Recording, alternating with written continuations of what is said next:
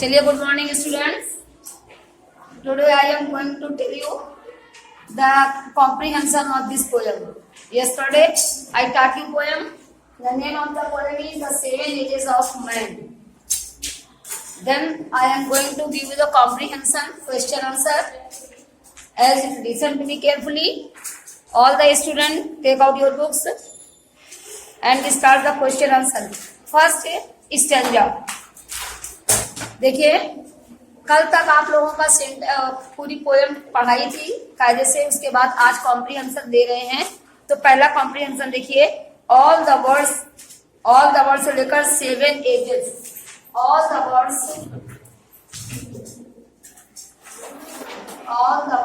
से लेकर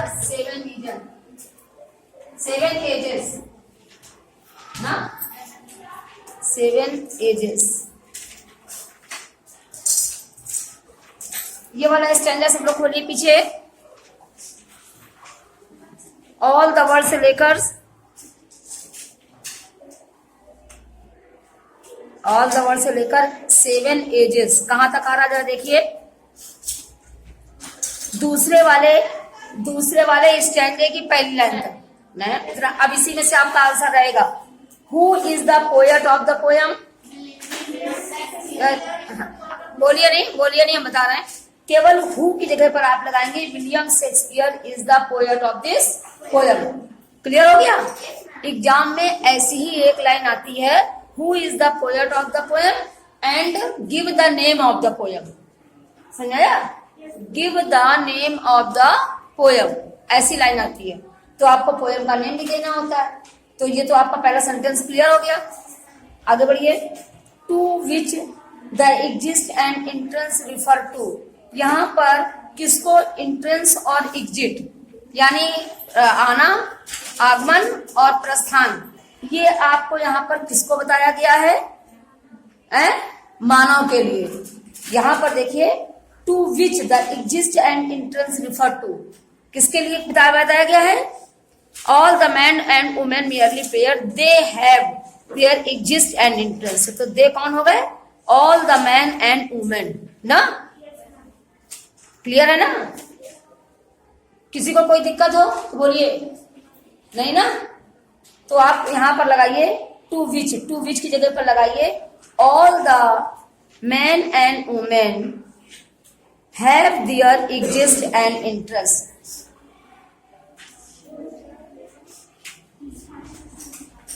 ऐसे लिखिए इसका आंसर. हम बता रहे थे कि ब्लैक बोर्ड पे हम लिख रहे हैं इसका आंसर. देखिए यहां से लिखिए the exit and entrance refer to.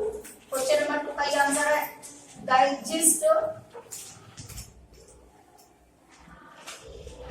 Exist and entrance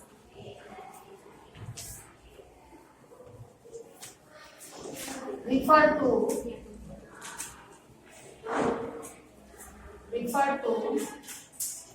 the all men and women. To the all men and women. All the men and women. आगे तनी याद रखिए and women. क्लियर है ना दोनों आंसर? Yes ma'am. आगे बढ़िए. आइए stanza number 2. At first the infant से लेकर स्कूल तक. देखिए फिर इसी के जस्ट बाद से लग गया. अच्छा, फिर देखिए एट फर्स्ट से लेकर लग गया कहां तक? टू स्कूल है ना. देखो हर स्टैंजा में आधी लाइन लेते जा रहे हैं.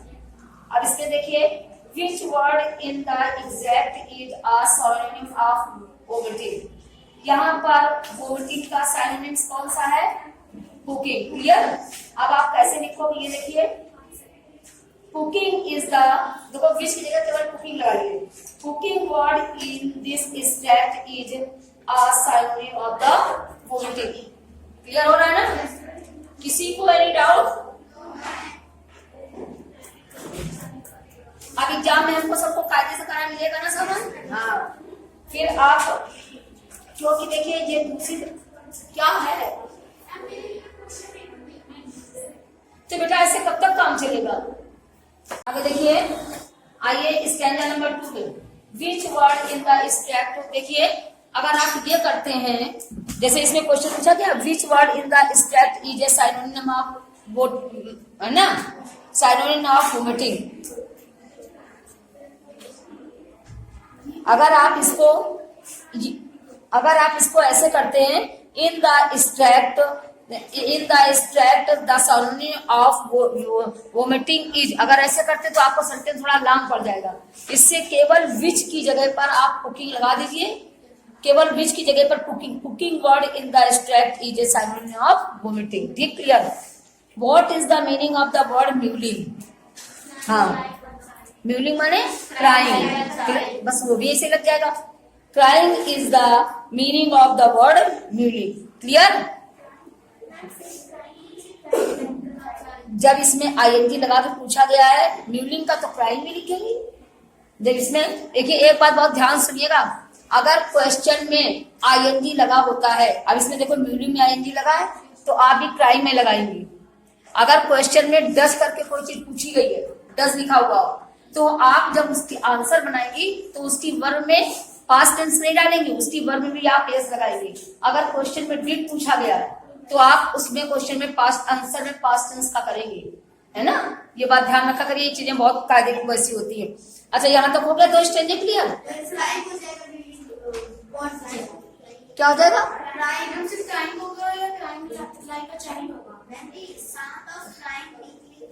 कहाँ साउंड ऑफ है?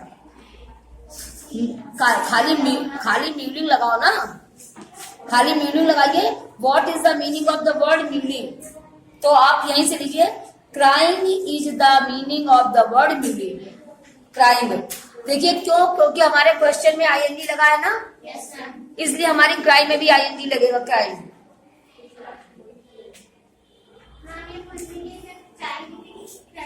अभी हम 10 बार क्या बता रहे हैं? मैम क्राइंग लिखेंगे कि सिर्फ क्राइंग लाइक अ चाइल्ड, तो वर्ड मीनिंग लिखा है meaning crying like a child. केवल म्यूलिंग पूछा गया है ना, केवल क्राइंग लगा दो। मैम म्यूलिंग का मतलब ही क्राइंग लाइक अ चाइल्ड, बस तो उतना पूरा ऐसा लिख जाओ। बच्चे का रोना तो होता ही है म्यूलिंग माने। हाँ, आप लोग भी यही करिए। बच्चे की जो बचपन की बिल्कुल सहसा अवस्था का रोना होता है गलत टाइप का, वो म्यूलिंग माने होता है। तो क्राइंग लाइक ए चाइल्ड पूरा लिखेगा, क्राइंग लाइक ए चाइल्ड माने पूरा लिखेगा। नेक्स्ट आइए, creeping like Snell's.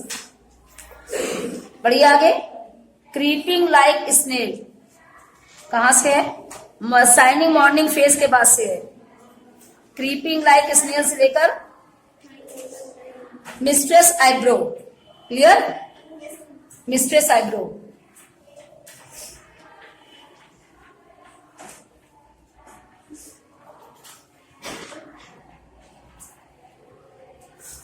Who creeps like a snail and what? हाँ, बेबी है ना, हाँ बेबी, हाँ एक स्कूल बॉय कर लो, स्कूल बॉय, बेबी नहीं स्कूल बॉय। द, हाँ चाहे ये भी लगा लो, विनिंग स्कूल बॉय कर लो, WHI लिखा है ना। आप यहाँ पर द विनिंग स्कूल बॉय, उसके बाद दिस इज ले लो, creeps like a snail. Because क्यों? Because he does not want to, because क्यों होता है? Because he did not want to, because he does not want to go, इसीलिए तो करता है। Because he does not want to go school. आगे देखिए, which word in the stanza means the same as the chamber of heating material. कहाँ पे है? Chamber of heating material. क्या? तो जाओ, which word in the stanza means the same as chamber of heating? furnace है, हाँ।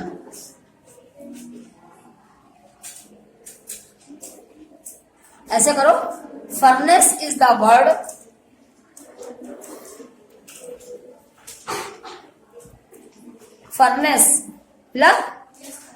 furnace is the word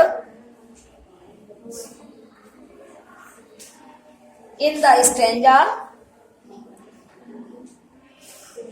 means, बाकी question लिख जाइए। आगे है विच स्टेज ऑफ लाइफ। चलिए थोड़ा सा और बताते थोड़ा सा।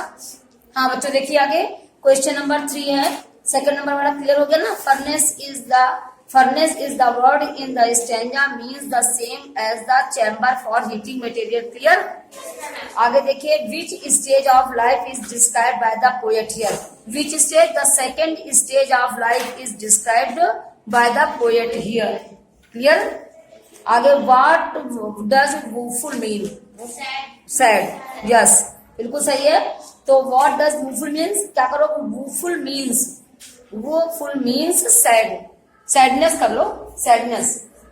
अब आप लोग ये तीनों स्टैंजा करिए, बैठ के तीनों स्टैंजा करिए। फिर उसके बाद एक काम करते हैं, तीनों स्टैंजा यहाँ हो गए आपके, फिर 3 स्टैंजा हम सोच रहे हैं घर के लिए दे दें। और हाँ, है ना, हाँ 3 स्टैंजा घर के लिए दे देते हैं, फिर आके यहाँ पर करेक्शन करवा देंगे। क्लियर।